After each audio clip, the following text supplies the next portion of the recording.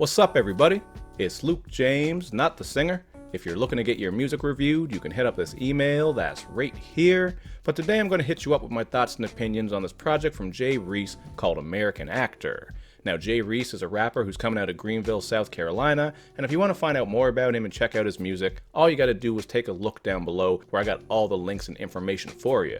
But when it comes to this project right here, there certainly are some standout moments. I really enjoy that track, Can I Vent? This one is built on dreamy strums as Jay is working sing-songy flows, just getting into how he wants to move on and get into bigger and better things, or in his own words, I'm drowning with my head up underwater, I'm trying to swim but it keeps getting harder. And he also raps on this song about how he's having some issues with his girl and the relationship just isn't going right. This is a topic that continues on High Fidelity, where he raps, I'd rather you break my heart than to lead me on, and speaks on how mood swings and childish actions are just tearing this relationship apart. So he does a good job at breaking down that sort of content. People will certainly be able to relate to that. And I would say that the song High Fidelity has some of the album's best singing vocals, mostly because of the layers that he does add on top. And these are two of my favorite tracks. They are very smooth. And since I did mention how I like those vocal layers, I gotta say that some of the other vocal performances on this project are really lacking. This is the case on Validation, where we do have an interesting concept about a girl who's seeking validation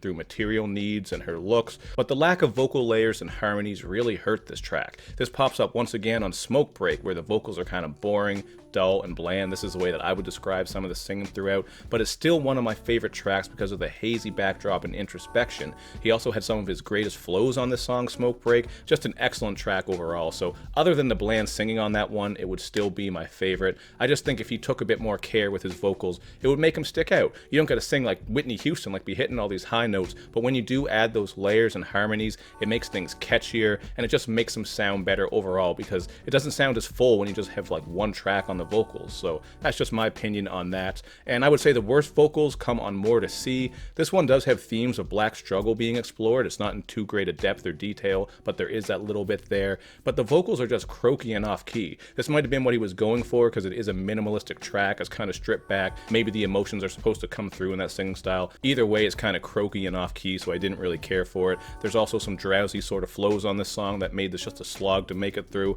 but I would say it's still better than Van Life, which to me sounded like a Chance the Rapper song with that bright and bouncy production and cheesy lines like, I call my girlfriend Johansson because she looks just like Scarlett, you know she green in the eyes, she eat her veggies, she ain't crazy. That one just wasn't for me at all, so that might be an instance where it's not my style, but if you like bright and bouncy, silly, kind of fun tracks, you might appreciate it more than me. Just to throw it out there, because if I'm going to critique something, I like to make it clear that you might like it for these same reasons. I don't like it, it just makes sense to say that. But in spite of all these issues, I think there are a lot of positives here to work with. He is approaching some content, he's not going into crazy detail or taking overly unique approaches, but he certainly seems like a thoughtful young man who's trying to figure it all out. I would just like to hear him flesh that content out more, go into greater detail, maybe take some more concept approaches, and also fix up some of that singing, man, because that singing really just took me out of some of these songs. It's just very flat, lifeless, not a lot of passion to it. Add a couple layers, do some harmonies, like mix it up just a little bit. That would make a world of difference, man. As it is, I give this one a 6.5,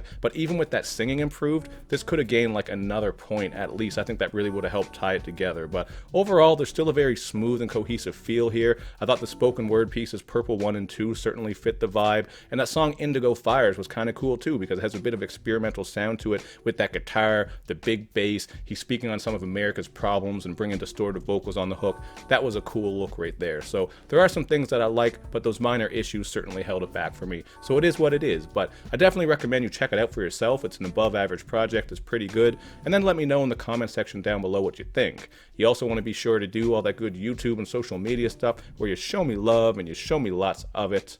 Thank you for watching, everybody. I will see you next time.